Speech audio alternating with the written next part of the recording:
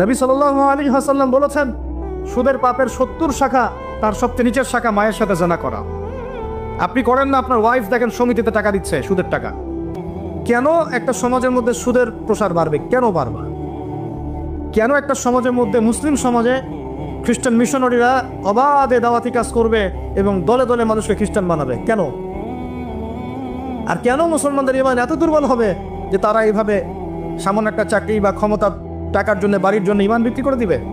আগামীকালের খবর নেবে এইটুকু ক্ষমতা যে মানুষের নাই, সেই মানুষ আজকে এই কাজ করে বেড়াচ্ছে। আগে ছিল যে নিউট্রালাইজেশনের কথা বলছিলাম না, আগে ছিল যে মানুষ হারাম খাইতে দ্বিধাবোধ করতো, যে মানুষ জেনে ফেললে কি বলবে, ছিচি করবে।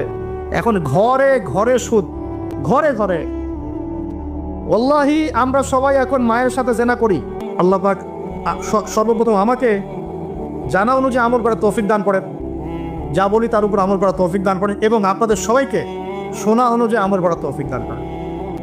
আল্লাহ পাক আমাদের স্বর্গে কথাগুলো বোঝার তৌফিক দান।